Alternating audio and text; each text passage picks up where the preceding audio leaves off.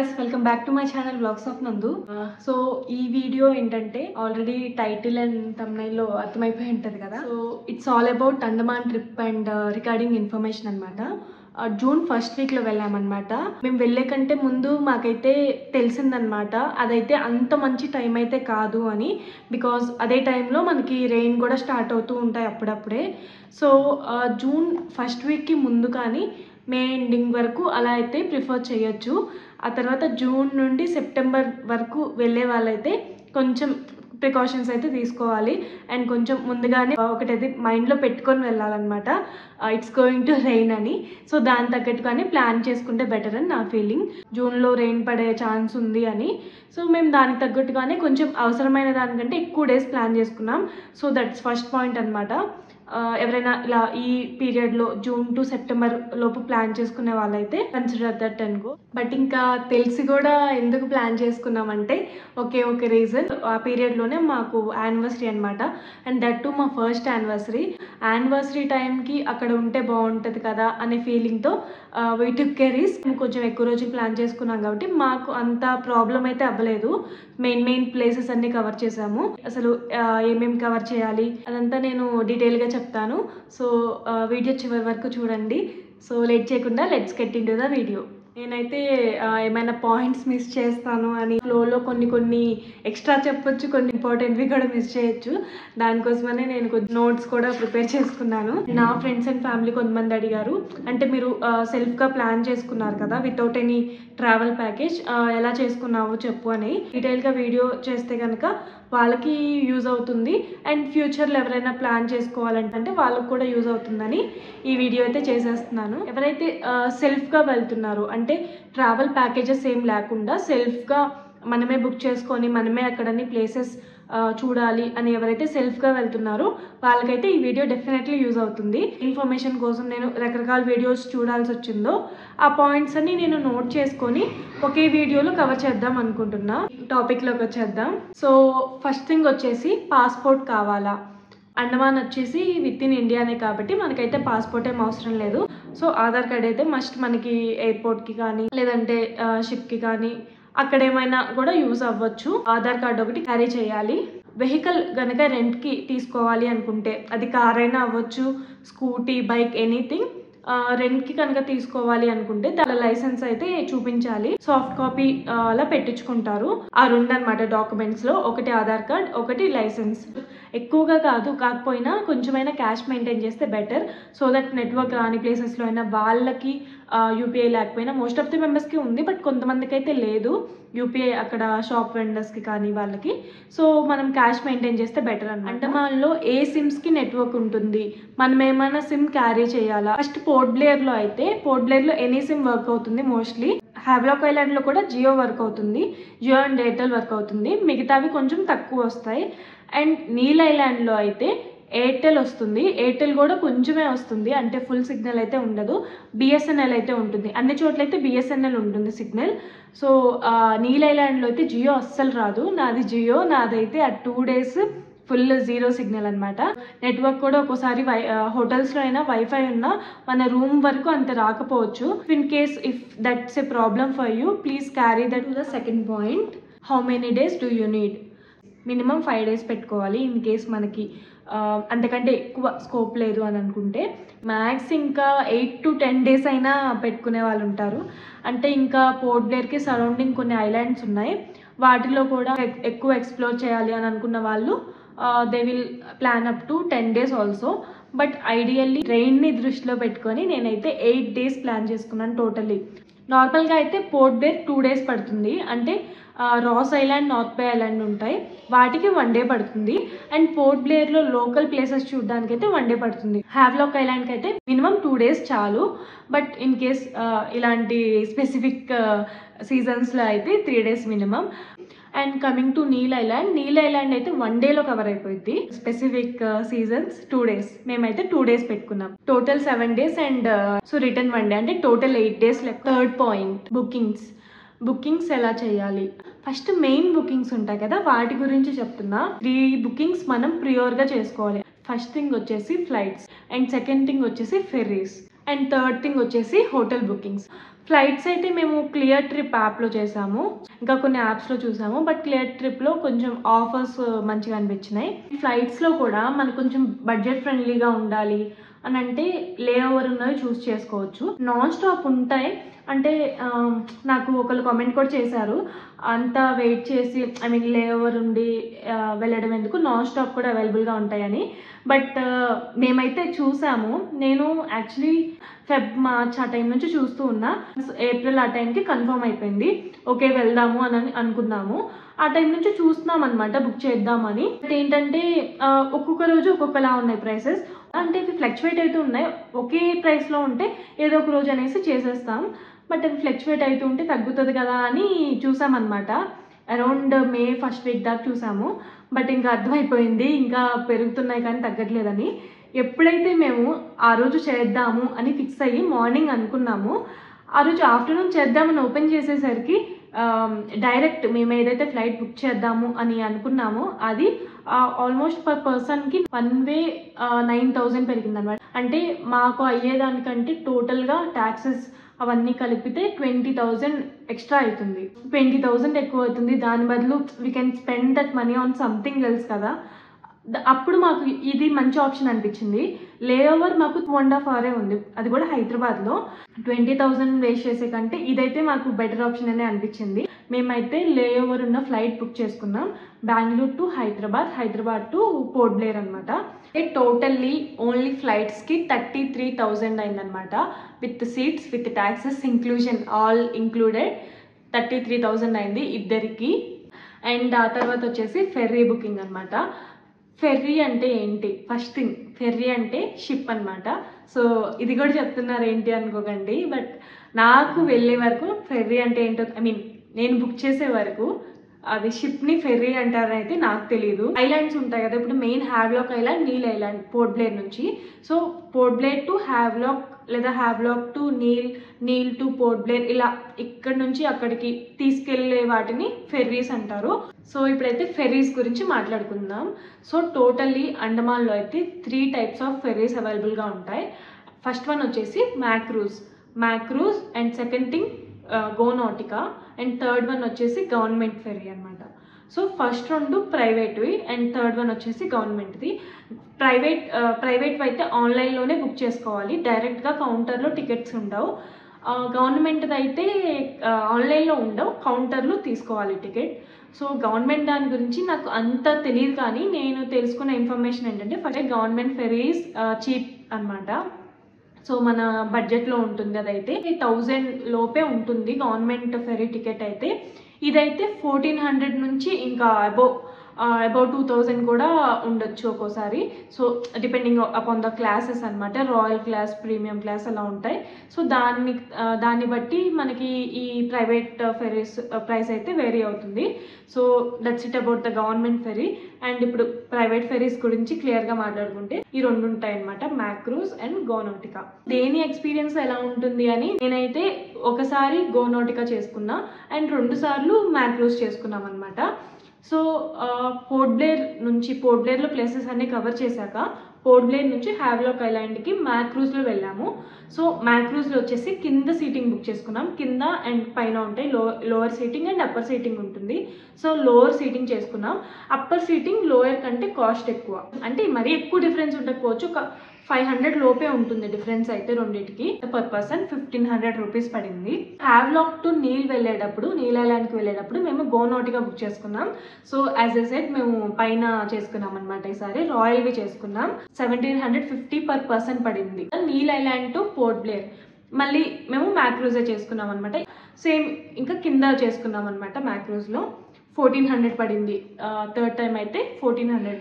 ఫస్ట్ది 1,500, నెక్స్ట్ది రాయల్ కాబట్టి 1,750 and third వచ్చేసి 1,400 పడింది. సో అలా అనమాట, మనకి 1,400 to 2,000 అనుకోండి, 2,000 మధ్య వేరీ అవుతూ ఉంటుంది. ఫెరీస్కి అయిన ఛార్జ్ అరౌండ్ 10,000. నెక్స్ట్ వచ్చేసి హోటల్ బుకింగ్స్. బట్ హోటల్ దగ్గరకు వచ్చేసరికి అది దే కంఫర్ట్ లెవెల్ని బట్టి డిపెండ్ అయి ఉంటుంది. కొంతమందికి రిసార్ట్స్ టైప్ ఇష్టం ఉంటుంది, కొంతమందికి నార్మల్వి కంఫర్టబుల్గా ఉంటాయి. So depends on that person. డైరెక్ట్గా అక్కడికి వెళ్ళి తీసుకున్నా ఉంటుంది అనమాట. బట్ యాప్లో బుక్ చేసుకుంటే యాప్ ఆఫర్స్ ఉంటాయి కదా, చూసుకొని దాని రేటింగ్స్ గూగుల్ మ్యాప్స్లో చెక్ చేశాను నేను. యాప్లో ఉన్న రేటింగ్సే కాకుండా అదే నేమ్తో మన గూగుల్ మ్యాప్స్లో రకరకాలుగా అలా సెర్చ్ చేసి కొంచెం ఫిల్టర్ చేసుకుని నేనైతే బుక్ చేసుకున్నా. నేను బుక్ చేసుకున్నవి చెప్పాలి కాబట్టి అయితే ఫస్ట్ పోర్ట్ బ్లేర్లో కొంచెం బడ్జెట్ ఫ్రెండ్లీగా చూస్ చేసుకున్నాం.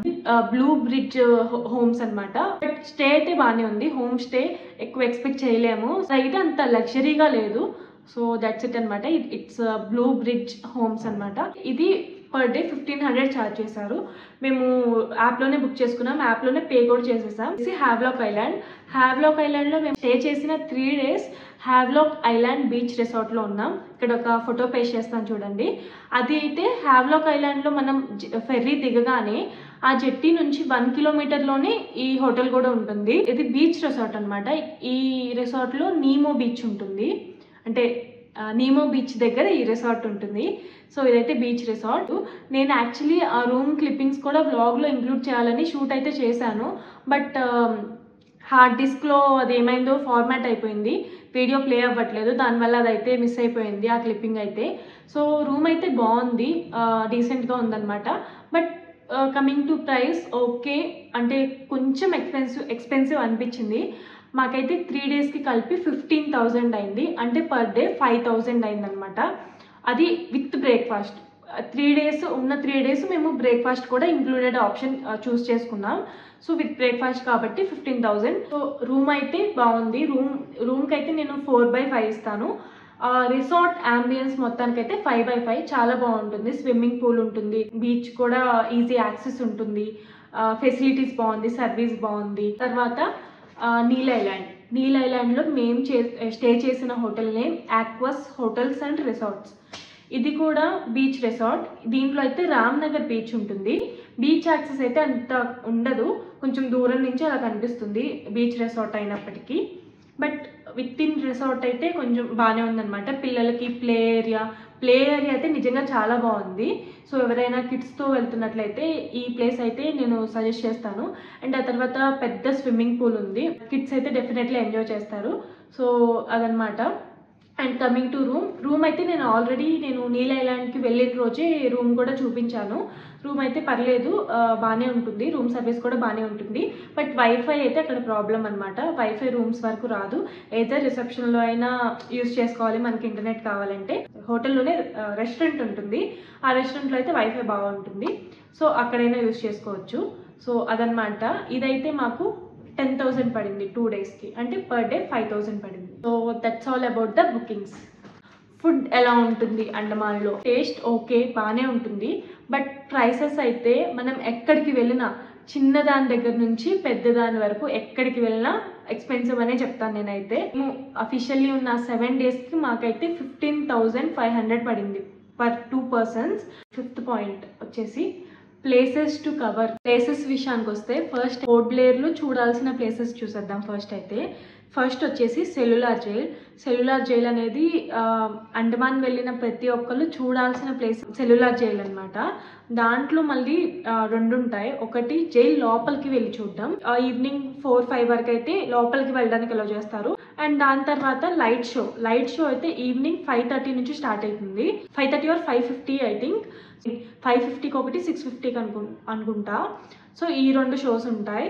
ఈ లైట్ అండ్ సౌండ్ షో ఏంటంటే, సో అప్పట్లో బ్రిటిష్ టైంలో అండమాన్ జైల్లో ఇండియన్స్ అందరూ ఫ్రీడమ్ కోసం ఫైట్ చేసిన వాళ్ళందరినీ అక్కడ జైల్లో ఉంచి వాళ్ళకి ఎలాంటి శిక్షలు వేసేవాళ్ళు, వాళ్ళ చేత ఎలాంటి వర్క్స్ చేయించుకునేవాళ్ళు, అవన్నీ మనకి వాల్స్ మీద షాడో టైప్లో వేస్తారనమాట. సో ఇవి ఉంటాయి కదా ప్రొజెక్టర్ టైప్, అవి మనకి జైల్ వాల్స్ ఉంటాయి కదా వాటి మీద డిస్ప్లే చేస్తూ ఉంటారు. మనకి సౌండ్ ఎఫెక్ట్స్తో ఒక రియల్ టైమ్ సిచ్యువేషన్ లాగా అనిపిస్తూ ఉంటుంది అనమాట. లైట్ అండ్ సౌండ్ షో అనేది ఖచ్చితంగా చూడాల్సిన one of the things. Light and sound షోకి టికెట్ ఎలా బుక్ చేసుకోవాలో ఇక్కడ ప్రాసెస్ రన్ అవుతూ ఉంటుంది. సో ఈ వెబ్సైట్కి వెళ్ళి బుక్ చేసుకోవాలి. ఫస్ట్ దానికి రిజిస్టర్ అవ్వాలన్నమాట. వెబ్సైట్ లోపలికి వెళ్ళాక ఇక్కడ మల్టిపుల్ ఆప్షన్స్ కనిపిస్తూ ఉంటాయన్నమాట. ఇక్కడ కనిపిస్తుంది కదా first option register and online booking, అది క్లిక్ చేశాక ఇక్కడ కొన్ని ఇన్స్ట్రక్షన్స్ కూడా ఉంటాయి. సో ఇవన్నీ చదివి ఇక్కడ ప్రొసీడ్ క్లిక్ చేయాలి. ఇక్కడ వచ్చేసి మన డీటెయిల్స్ అన్నీ, అంటే ఎప్పుడు రీచ్ అయ్యాం పోర్ట్ బ్లేర్కి, అండ్ ఆ తర్వాత రిటర్న్ ఎప్పుడు, ఎంతమంది ఉన్నారు, నెంబర్ ఆఫ్ ట్రావెలర్స్, ఇక్కడ నేమ్, అవన్నీ అంటే ఎంతమంది ఉన్నారు వాళ్ళ అందరివి కంప్లీట్ డీటెయిల్స్ ఇక్కడైతే ఎంటర్ చేయాలి. అండ్ హెడ్ మెంబర్ది ఒకటి మనకి ఆధార్ ప్రూఫ్ కానీ లేదంటే ఏదో ఒక ఐడెంటిటీ ప్రూఫ్ ఉంటుంది. సో దాని డీటెయిల్స్ అన్నీ సబ్మిట్ చేసి ఇక్కడ కన్ఫర్మ్ రిజిస్ట్రేషన్ చేస్తే నెక్స్ట్ ఆప్షన్ మనకి బుకింగ్ చూపిస్తుంది అనమాట. సో ఈజీగానే ఉంటుంది ప్రాసెస్ అయితే. దీని లింక్ అయితే నేను కింద ఇచ్చి ఉంటాను, ఒకసారి చెక్ చేసేయండి. అండ్ ఆ తర్వాత జైలు లోపల చూడడానికి ఎంట్రీ టికెట్ అయితే పర్ పర్సన్ అడల్ట్కి 30 రూపీస్ ఉంటుంది. సో ఇంకా లోపల జైలు మొత్తం ఎలా ఉంటుందో మనం అయితే చూడొచ్చు వెళ్ళి. తర్వాత పోర్ట్ బ్లేర్లో కార్బిన్స్ కోవ్ బీచ్ అని ఉంటుంది. సో ఇదైతే సెల్యులార్ జైల్ నుండి అరౌండ్ 6 కిలోమీటర్స్ డిస్టెన్స్ ఉంటుంది ఈ బీచ్కి. ఇది కూడా తెలిసిన ప్లేస్ అనమాట పోర్ట్ బ్లేర్లో. ఇక్కడైతే వాటర్ యాక్టివిటీస్ కూడా ఉంటాయి, అంటే కయాకింగ్ కూడా ఉంది అని అన్నారు అక్కడ బోర్డు మీద అయితే. బట్ అది ఇప్పుడు ప్రెసెంట్ అవైలబుల్గా ఉందో లేదో ఐఎమ్ నాట్ షూర్. బట్ మిగిలిన వాటర్ యాక్టివిటీస్ ఉంటాయి కదా, అంటే నార్మల్ వే స్పీడ్ బోట్ కానీ బనానా బోట్ రైడ్ కానీ అలాంటివన్నీ అయితే ఈ బీచ్లో ఉంటాయి. సో ఎవరైనా వేరే వేరే ప్లేసెస్లో అవి ట్రై చేయకపోతే కనుక ఇక్కడైతే ట్రై చేయొచ్చు. తర్వాత ఫ్లోటింగ్ బ్రిడ్జ్ కూడా ఉంది ఈ బీచ్లో. సో ఇవన్నీ అయితే మనం ఇక్కడ చూడొచ్చు. జైల్ నుంచి ఈ కార్బిన్స్ కోవ్ బీచ్కి వెళ్ళే దారిలోనే మనకి ఫ్లాగ్ పాయింట్ ఉంటుంది. అంటే 1943లో ఫస్ట్ టైం మన ఇండియా ఫ్లాగ్ అక్కడ బై నేతాజీ సుభాష్ చంద్రబోస్. సో ఇది కూడా వన్ ఆఫ్ ద పాయింట్ అనమాట. అంటే మనకి ఆన్ ద వేలోనే ఉంటుంది, దానికి ఎంట్రీ టికెట్ కానీ ఉండదు, జస్ట్ రోడ్ సైడ్ బీచ్ పక్కనే అనమాట. అది ఒక పాయింట్ అనమాట. అది కూడా ఒకసారి విజిట్ చేస్తే బాగుంటుంది. తర్వాత వచ్చేసి మ్యూజియంస్. మేజర్గా అయితే సముద్రిక మ్యూజియం, ఇదైతే మేము వెళ్ళాము, బాగుందనమాట. అంటే అండమాన్లో ఉన్న ట్రైబల్ కల్చర్ కానీ అవన్నీ వాళ్ళ లైఫ్ స్టైల్ ఇవన్నీ ఉన్నాయన్నమాట. అంటే బీచెస్లో దొరికే షెల్స్ కానీ కోరల్స్, మనకి అండమాన్లో ఫేమస్ కోరల్స్ కదా, సో కోరల్స్లో ఎన్ని టైప్స్ ఉంటాయి, అవి ఎలా ఉంటాయి, అవన్నీ ఈ మ్యూజియంలో ఉంటాయి అనమాట. అలాగే ఫారెస్ట్ మ్యూజియం కూడా ఉంటుంది. మేము మా ఫ్లైట్ టైమింగ్స్ వల్ల ఫారెస్ట్ మ్యూజియంకి అయితే వెళ్ళలేకపోయాం, బట్ అది కూడా బాగుంటుందంట. సో సముద్రిక మ్యూజియంకి అయితే మాకు entry ticket 50 rupees per person తీసుకున్నారు. మోస్ట్లీ ఫారెస్ట్ మ్యూజియం కూడా అంతే ఉంటుంది, అరౌండ్ లైక్ బిట్వీన్ 50 to 100 ఉండొచ్చు. మిస్ అవ్వకుండా చూడాల్సిన 2 ప్లేసెస్ ఉన్నాయి, పర్టికులర్గా చెప్తున్నా ఎందుకంటే మేము మిస్ అయ్యాం కాబట్టి. Ross Island and North bay Island. Ross ఐలాండ్కి రీసెంట్గా నేమ్ కూడా చేంజ్ చేశారు, సుభాష్ చంద్రబోస్ ఐలాండ్ అని. Somehow I missed it. So ఇదైతే మిస్ చేయకండి, Ross Island and North bay Island. మనకి దీంట్లో కూడా ప్యాకేజెస్ ఉంటాయి. సో ఓన్లీ రాస్ ఐలాండ్ కావాలా, నార్త్ బే ఐలాండ్ రాస్ ఐలాండ్ 2 కలిపి కావాలా అని ఆప్షన్స్ ఉంటాయన్నమాట. మనం అక్కడికి వెళ్ళి కూడా డైరెక్ట్గా టికెట్ కూడా తీసుకోవచ్చు కౌంటర్ నుండి. ఆన్లైన్లో బుక్ చేసుకుంటే బెటర్. వెబ్సైట్ అయితే కింద డిస్క్రిప్షన్లో ఇచ్చి ఉంటాను చూడండి, ఈ పర్టికులర్గా ఇవి బుక్ చేసుకోవడానికి. అండ్ అలాగే ఫెర్రీ బుక్ చేసుకోవడానికి కావాల్సిన లింక్స్ అన్నీ మీకు ప్రొవైడ్ చేసి ఉంటా. సో ఏదైనా నేను మిస్ చేసి ఉంటే కామెంట్ చేయండి, అది కూడా షేర్ చేస్తాను నేనైతే. రాస్ ఐలాండ్ అండ్ నార్త్ బే ఐలాండ్కి దీనికైతే పర్ పర్సన్ 870 రూపీస్ ఉంటుంది ఆన్లైన్లో. అండ్ ఓన్లీ రాస్ ఐలాండ్ అయితే కనుక 370 రూపీస్ పర్ పర్సన్ ఉంటుంది.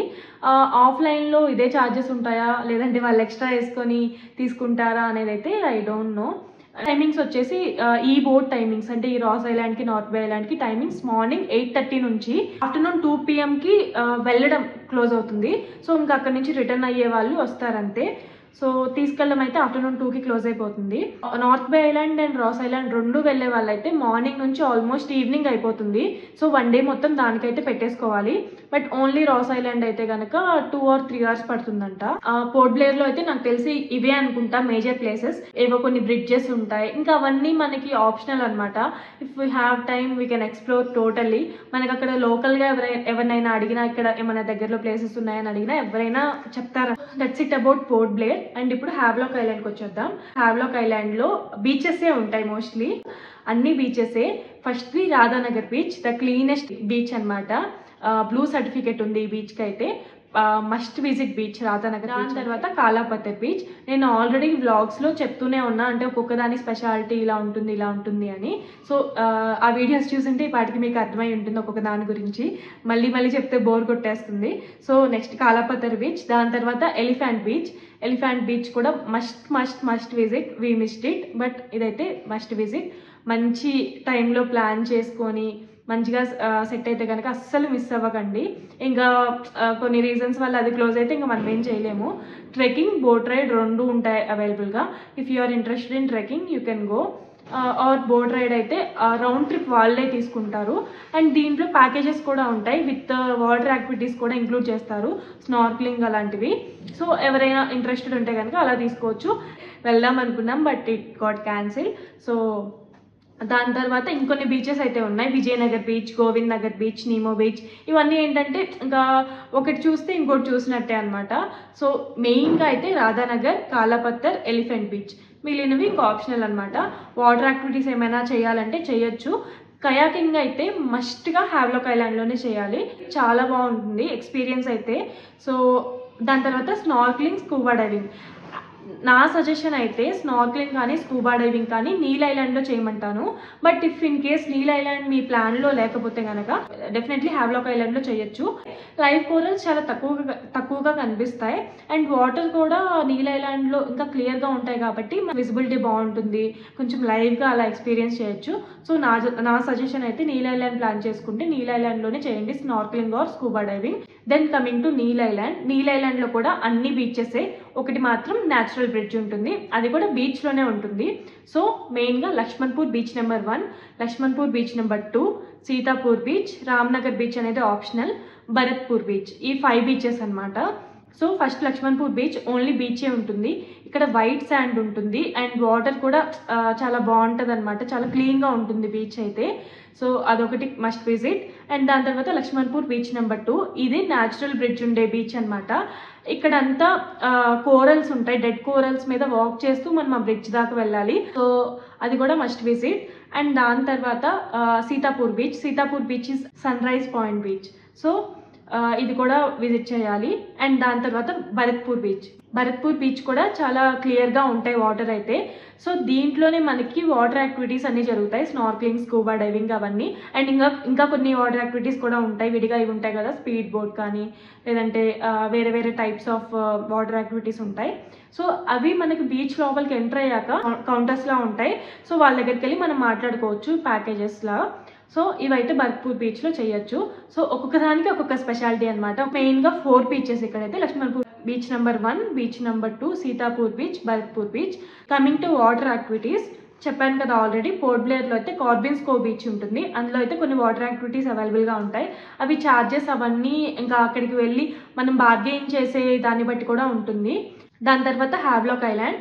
హ్యావ్లాక్ ఐలాండ్లో అయితే మేము కయాకింగ్ చేసాము. అది జనరల్గా అయితే 2000 నుంచి 3500 వరకు ఉంటుంది.